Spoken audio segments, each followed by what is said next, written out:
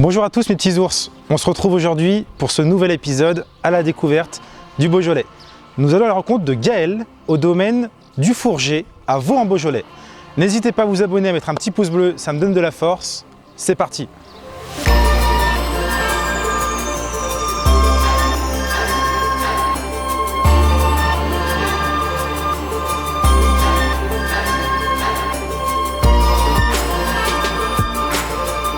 Salut Gaël. Bonjour Aurélien. Comment tu vas? Ça va. Merci déjà de m'accueillir au domaine du Fourger. Ouais, on est à Clochemerle. Ouais, c'est super gentil. Ton domaine du coup s'appelle du Fourger, c'est ça? Voilà, c'est ça, ouais. Et depuis quand il existe ce domaine? Depuis 1861, on est la 5e génération. Ah ouais. Donc on essaie de perdurer un petit peu la tradition. Ouais. Donc il y avait mon père, mon grand-père, et ainsi de Arrière-grand-père. suite. Voilà, tout à fait. Ouais. En fait, du coup, t'es viticulteur, du coup, ici? Oui, tout à fait. C'est toi qui gères le domaine? Voilà, tout à fait. Mon père est à la retraite, mais il me donne encore bien la main pour tout ce qui est pour le désherbage, pour les vendanges, voilà. Ok. Depuis combien d'années t'es viticulteur, du coup? Depuis 2000. Depuis 2000, 24 ans déjà? Voilà, tout à fait. Ah ouais, ça commence à faire. Et tu penses que ça va être repris Après voilà, j'ai un petit bébé qui a 2 ans et demi, mais surtout ça sera surtout à lui de voir ce qu'il veut faire, de s'épanouir dans son métier, ça sera pas une obligation. Ouais. S'il veut faire le même métier que moi, j'en serais très honoré. Après, s'il fait autre chose, ça sera un choix. T'as combien d'hectares ici au domaine? J'ai 4 hectares. D'accord. J'ai 3 hectares de Beaujolais village, un demi-hectare de Chénat, un demi-hectare de moulin à vent. D'accord. Et tu fais combien de bouteilles à peu près à l'année? Entre 11 et 12 000 bouteilles à peu près. T'as combien, tu m'as dit, en hectares de Chénat? Parce que c'est assez rare quand même le Chénat. 5000 mètres. Ouais, voilà. Ouais, c'est assez rare, c'est le plus petit cru du Beaujolais. Ouais, donc, tout à fait. Ouais. Ok. Et si tu avais un conseil à donner à un jeune qui nous regarde, qui justement va reprendre un domaine plus tard ou veut reprendre un domaine? Déjà, il faut que ça soit une passion, il ne faut pas que ça soit une obligation. Moi, moi et les études, ça faisait 3. Donc voilà, après, j'ai tout appris sur le tard. C'est mon père qui m'a tout appris et d'ailleurs, j'en suis fier. Et voilà, s'il désire faire ce métier, ça sera. Faut que ça soit une passion. D'accord. Bah écoute, merci, on va passer sur la dégustation.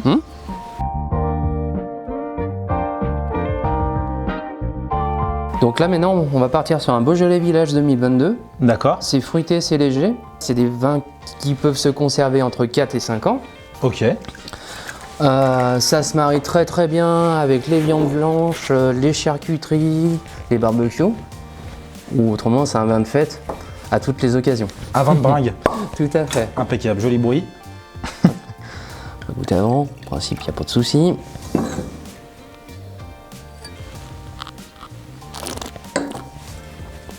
Pas de souci. Il n'y a pas de problème. Impeccable. Il n'y a jamais de problème chez nous. Donc on est sur un Beaujolais Village. On part sur une vinification traditionnelle. D'accord. Entre 6 et 7 jours maximum. Après, c'est suivant aussi l'état sanitaire de la vendange.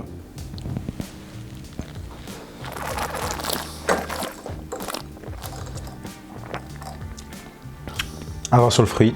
Ouais. Un Beaujolais Village. Puis un 2022, c'était une très très bonne année, donc voilà. Quoi. C'est un plaisir. Est-ce qu'il y a une petite histoire quand même sur le Beaujolais Village? Elles sont où tes parcelles? Elles sont à Salles-Arbussenant en Beaujolais, on est à 4 km 500 d'ici. Ok. C'est exposé sud-sud-est. Tu les élèves, tu m'as dit, en cuve traditionnelle en béton, c'est ça? Ouais, c'est des cuves béton avec une résine époxy pour éviter toutes les bactéries. D'accord. Pour le pressurage, c'est encore un pressoir américain. C'est les pressoirs carrés avec une vis sans fin. Ouais. Donc il y a un grillage et en fait ça extrait le jus progressivement. Je peux presser entre 2 et 3 jours. C'est pas les pressoirs qui sont cylindriques, couchés cylindriques? Non. En fait, non. Je connais pas. Ils sont pas horizontaux. En fait, voilà, c'est un pressoir qui est carré. Voilà, il y a une chape de béton, il y a une résine pour protéger contre les bactéries, il y a une rigole tout autour.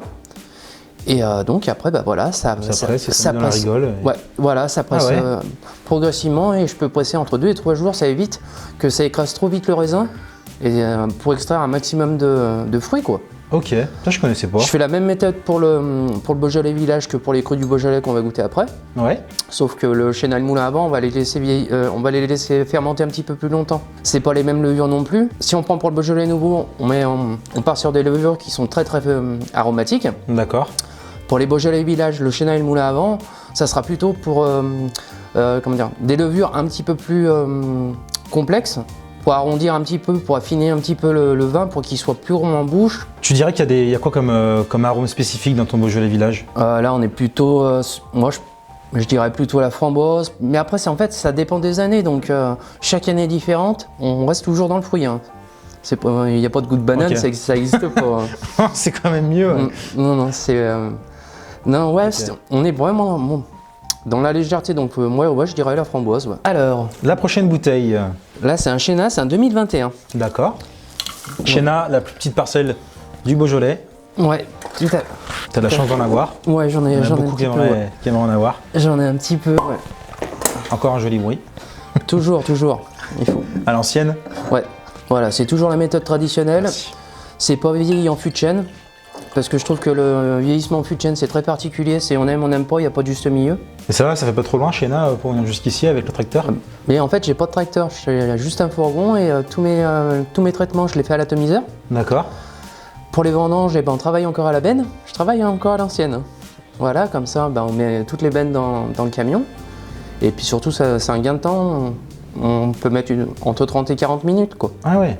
Parce qu'avec un tracteur, faut compter le double, quoi. C'est à l'ancienne parce que c'est ton papa qui t'a appris à faire comme ça? Ouais, et puis après, voilà, mon cuvage est dans le village, donc après, j'aurais pas non plus la possibilité de pouvoir stocker tracteur et compagnie. Faut trouver de la place. Voilà, je serai à l'extérieur du village. Bon, j'aurais pu faire construire un hangar et compagnie Ou pour sur un chemin, machin. Voilà, tout à fait. Mais Bon, on va goûter ton Chéna du coup. voilà, Allez. là, c'est un 2021.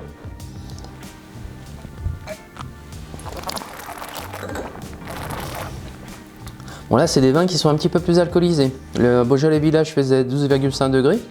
Celui-là, il fait 13 degrés. Mais depuis 2-3 ans, on a des raisins qui sont de plus en plus gorgés de sucre. Donc, des fois, le degré dépasse un petit peu. D'accord. Voilà, donc là, ça va être des vins qu'on peut conserver entre 6 et 7 ans. Ça se marie très très bien avec, là, on est plutôt sur les plats en sauce. Les gibiers, les viandes rouges, les fromages de caractère, les desserts en chocolat. Voilà. Ah oui, carrément, dessert en chocolat Ouais, aussi. tout à fait, ouais. Ah ouais. Le Beaujolais Village, on peut les mettre un petit peu au frais. Parce que vu que c'est des vins assez légers et très fruités, on peut un petit peu les mettre au frais. Chéna et Moulin avant, c'est plus à température ambiante. Donc après, voilà quoi. Et au niveau des arômes, tu dirais qu'il y a... Là, c'est plus construit. Là, on part plutôt sur le cassis. On va voir la différence après avec la prochaine bouteille. Mais là, c'est... Puis il y a un petit peu plus de tanin aussi. C'est un peu plus rond, ça remplit beaucoup plus la bouche. Il n'y a pas trop d'amertume en fin de bouche. Très bon ce Chéna. C'est des bouteilles qui sont rares, faut en profiter. Ouais, tout à fait. Ouais. Bon voilà, je suis avec un bouchon synthétique. J'explique aussi parce que en fait, le liège c'est très bien, et vu qu'on n'a pas non plus des trop grands vins de garde, le liège c'est super pour les vins qui vont se conserver entre 10 et 15 ans. Toi, tu considères pas que tes vins, c'est des vins de garde? On peut les garder 6 à 7 ans, des fois on peut oublier une bouteille, on peut l'oublier pendant 10-12 ans. Et puis surtout c'est pas ça, c'est qu'il y a une quinzaine d'années, on a eu un problème sur une série de bouteilles. Elles étaient toutes bouchonnées et du coup on a perdu un peu de la clientèle parce que dès que c'est... En fait, dès qu'une personne goûte une bouteille et ça lui plaît pas, Voilà. il rachètera pas. Voilà, tout au à domaine fait. où Et puis il ce a- qu'il faut savoir, c'est qu'il y a tellement de concurrence, c'est très compliqué. Hein. Moi, j'ai encore la chance parce que voilà, on est dans un village qui est connu dans le monde entier, Clochemerle, ou Vaux en Beaujolais. Clochemerle, il y a un livre qui a été écrit ici par Gabriel Chevalier et son roman s'est exporté dans le monde entier. Ah ouais. Et en 2012, la fresque qu'on Voit juste derrière. voit juste derrière, voilà, il y a eu un concours des trompe-l'œil de toute la France. Et on a gagné contre une petite commune du Nord, bon je sais plus le nom, hein. Et du coup on est pinceau d'or depuis 2012. Pinceau d'or. Ouais, tout à fait, ouais. Pinceau Ok. d'or, et du coup c'est un gage de qualité en plus, et voilà quoi. Bien réputé alors. Voilà, ce tout petit à village. fait. Il y a un film aussi qui a été tourné dans le village, c'était Chemin Clochemerle avec Fernandel. D'accord. Donc en Pas fait, vu. après ils ont fait des reproductions, et puis voilà quoi. Voilà, Ok. voilà. Donc c'est pour ça, c'est un tout petit village, mais c'est un roman assez cru. Et il racontait que dans son livre, que le maire était véreux, que le curé tapait dans la gourde avant ses messes, des petites querelles de voisinage, et d'où après est venu le film. Et voilà. Ok. Voilà, voilà. C'est inspiré de ça. D'accord. Voilà pour la petite histoire. On passe sur la prochaine bouteille. Ouais. Allez. Mais de toute façon, ça sera la dernière. Et la dernière. Ouais, tout à fait. Ouais. La dernière avant le quiz quand même. Ouais. On va goûter. Alors là, on part sur un 2020. Donc on est sur un moulin à vent, tu m'as dit 2020. Voilà, là on part plutôt sur la mûre, mais ça reste toujours les fruits rouges. De toute façon, ça restera toujours les fruits rouges. Là, on part sur la mûre. Moi, je trouve, parce que c'est un 2020 et il a un an de plus par rapport au Chenin. Il est lisse à boire. C'est ce que tous mes clients me disent, mais après, tu dois peut-être. Ah, il y a moins de tanin par rapport à. Il y a un peu au moins. Chenin. Voilà, il y a un peu moins de tanin, mais par contre, le Chenin, je trouve qu'il a une toute petite acidité en fin de bouche. Ouais. Tandis que le moulin avant, il passe. Non, il y a vraiment il pas passe crème. d'acidité. Moi, je trouve qu'il passe crème. Mais, ouais, carrément. Je suis d'accord. Donc moulin à vent, tu m'as dit que tu avais combien d'hectares là-bas? J'ai un demi-hectare aussi. Un demi? Ouais. Pareil, tu fais avec l'ébène dans le fourgon? Voilà, tout à fait. Impeccable. C'est pratiquement la même. Pour le moulin à vent, on laisse cuver entre 1 jour et 2 jours plus que le Chenin. Comme ça, on arrive à voir la différence.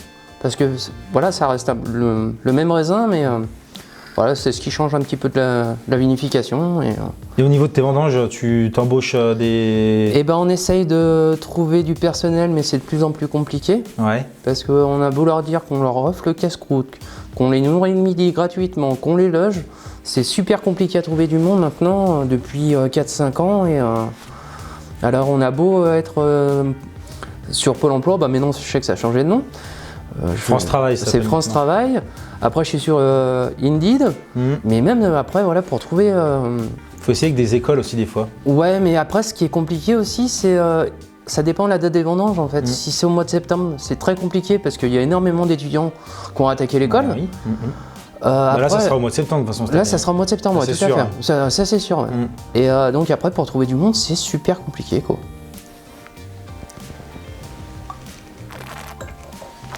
Tu m'as dit avec quoi on pouvait l'accompagner, le moulin à vent? Pareil que le Chenin, en fait. Vu que c'est des crus du Beaujolais, c'est pareil, c'est les gibiers, les viandes rouges, les plats en sauce, Ok. les fromages de caractère, les desserts en chocolat, mais ouais, c'est vrai que sur une côte de bœuf, c'est royal, quoi. Ah bah, Une bonne côte de c'est bœuf, la meilleure chose ça. Tout à fait, ouais. Tout à fait. On passe sur le quiz? Allez, c'est parti? c'est parti. Allez, let's go. Donc on est parti sur ce quiz. Je vais te faire découvrir ce qu'on va boire. D'accord. Donc on est sur un rhum arrangé. Tiens, je te donne la bouteille. Merci. Donc il est fabriqué dans le Jura, à D'accord. Dole, par deux jeunes qui essaient de se lancer là-dedans. Donc c'est un rhum qui est à la figue et au miel. J'espère que tu n'es pas allergique. Non, puis surtout, des rhums français sont C'est les sympa. meilleurs. Ouais, c'est sympa que ils sont fabriqués ici. Arrangés ici plutôt, comme on dit. Ouais. Tac. Ça fait un petit bruit. Tu connais le principe du quiz? Pour bien répondre, celui qui répond bien, c'est l'autre qui boit. Exactement. Si tu réponds bien, tac. J'ai mis une belle dose quand même pour commencer. Je ferai plus doucement tout à l'heure. Donc, je te pose des questions. Si tu réponds bien, c'est moi qui bois. Si tu réponds mal, c'est moi qui bois. c'est toi qui bois. Exactement. On est parti? Allez. Première question. Quel est le nombre d'hectares de vignes dans le cru Morgon? Moi j'avais la totalité là. À 100 hectares près. Je dirais 4000. Ah non, c'est beaucoup moins. Ah, c'est beaucoup moins, c'est 1100 hectares. D'accord. C'est perdu. La première, elle est pour toi. Il est bon, mais je pense qu'il est un peu fort, non? Un peu fort. Deuxième question. Quel est le cépage dominant utilisé pour les vins rouges de l'appellation Hermitage dans la vallée du Rhône? Quel cépage utilise dans la vallée du Rhône pour l'appellation Hermitage ou d'autres appellations? Pinot Noir? Non, Bon, c'est pas grave. c'est Syrah. Moi les études ça faisait 3. Troisième question. Question compliquée là par contre. Quel est le processus principal de distillation utilisé pour produire des spiritueux tels que le whisky et le brandy? C'est la distillation quoi. En fait, ouais, c'est de la distillation, Ouais. mais ça a un nom exprès pour par exemple le cognac et le whisky. Et bah c'est Bah, je sais que c'est de la distillation, après c'est vieilli en barrique, mais ouais, bah, attends, bah non, je sais pas. Ça s'appelle la distillation en pot still. En fait, c'est un alambic charentais. Putain, mais tu veux m'achever aujourd'hui là. Hein. En fait, c'est un alambic charentais, donc en fait, c'est un type d'alambic dit à repasse qui permet d'effectuer en fait une double distillation. Voilà, donc c'est utilisé principalement pour le whisky et le cognac. C'est la troisième question, t'as 3 faux. Plus jamais tu reviens. Quelle est la différence entre le fermage et le métayage? Alors le fermage, on paye en fait une location à la propriétaire. Toute la récolte va pour le fermier. Le métayage, c'est un, comment dire, un prorata, c'est 50-50. Là, on ne paye pas de location de terrain, c'est le métayer qui prend la moitié de la récolte et la locataire qui prend la moitié de la récolte. Tu as tout à fait raison. Merci. C'est à moi de boire. J'ai le droit à la pause syndicale. On va le goûter parce que quand même. Ouais, il est très bon.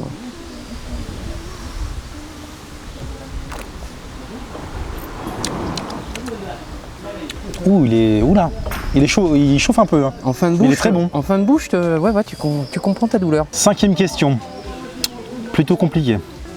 Durant quel siècle les pressoirs mécaniques agricoles ont été créés? C'est un siècle. Ouais, je dirais. Ouais, le premier pressoir agricole. Hein.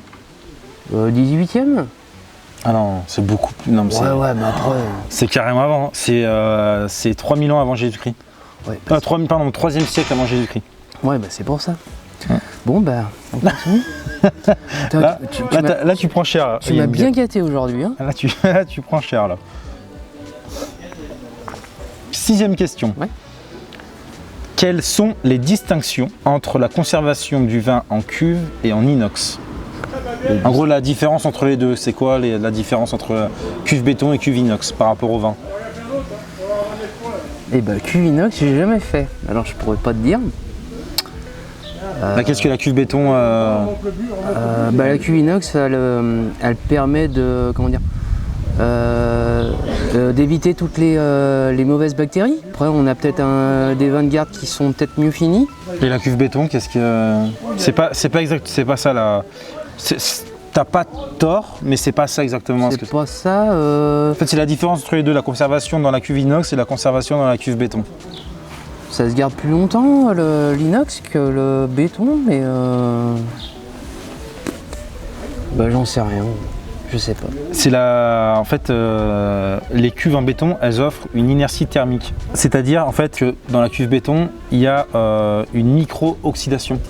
C'est-à-dire qu'il y a l'air qui peut rentrer à l'intérieur, alors que la cuve inox, c'est fermé, il n'y a pas d'air qui rentre, il n'y a pas d'oxydation. D'accord. Voilà, t'as perdu. Putain, tu prends cher sur celui-là. 7e question. Quelle invention du Moyen-Âge a révolutionné la production et le stockage du vin, permettant ainsi son transport à travers l'Europe et au-delà? Les citernes à vin. C'est-à-dire les citernes. C'était au Moyen-Âge. Hein. Moyen-Âge, bon, alors c'est pas les citernes. Pas les tonneaux, le foudre, les foudres. Tout simplement, c'est ça, oui, c'est tonneaux. Ok. Parce que les citernes, ouais. Au Moyen-Âge. C'est un peu récent. Les je suis désolé, c'est le rhum qui commence à vraiment faire effet là. Il est bien affiné, ouais. Comme le bonhomme. 8e question, c'est la dernière. C'est cool. Quelle est la première coopérative de vin du Beaujolais? La première qui a été créée. Alors... Ça a été créé en 1927.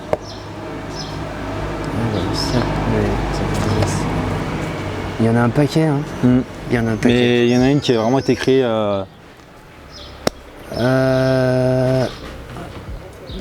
C'est pas la cave de Chénap parce que les 100 ans, c'est dans 3 ans. Oh, je dirais Fleury. Bravo, c'est ça. Bien joué. Non, parce qu'en fait, j'ai une petite partie de ma production à la cave Coop à Chénap. Ouais. Et eux, dans 3 ans, ça leur fera leurs 100 ans. Ah bah c'est ça arrivait juste après, ouais. Ouais. Ça arrivait juste après. Et bah santé. Et bah santé. Bien répondu. Ouais, de toute façon, on va pas gâcher, hein, comme on dit. T'as peut-être une question à me poser? Une question un peu, je pense, compliquée parce que tu m'as... Non. Je t'ai bien eu. Pas du tout en fait. Je m'en mets à niveau. Hein. Non, moi je veux te remercier en fait parce que depuis que j'ai découvert tes vidéos, et bah, tu mets en avant le Beaujolais dans toutes ses différences. Et ça peut être qu'un bien parce que voilà, je pense que le Beaujolais n'est pas assez mis en avant et donc c'est super cool. Hein. Moi Merci maintenant je suis fan de tes vidéos donc Ah, c'est gentil. voilà, merci. maintenant on y regarde pratiquement pas une heure par semaine mais c'est super cool quoi. Ah, merci beaucoup. Voilà, moi j'ai pas Je fais ce que je peux pour... j'ai pour pas de questions pièges. Je bois. Ouais bah moi aussi. Toi aussi? Bah, Voilà. santé. Ouais. À la tienne. Santé. Bon bah j'espère que ça t'a fait plaisir de faire ces jeunes vidéos. C'était superbe, c'était super intéressant et on a un peu de trac parce que voilà, devant une caméra c'est pas évident. C'est sûr, c'est compliqué d'être à l'aise devant, mais... Ouais tout à fait, moi c'est pour ça que je l'ai très peu regardé. Et puis voilà, non c'était super cool et bah faut que tu continues tes vidéos parce que voilà c'est super intéressant, c'est enrichissant et puis ça demande à avancer même pour les jeunes qui désirent faire ce métier et voilà quoi. Merci beaucoup de m'avoir accueilli ici. Merci Domaine beaucoup. du Fourget. C'est ça. Très bien. À vous en Beaujolais. Je vous souhaite à tous une bonne soirée ou une bonne journée. Merci d'avoir regardé la vidéo. N'hésitez pas à mettre un petit pouce bleu et à vous abonner. C'est ciao!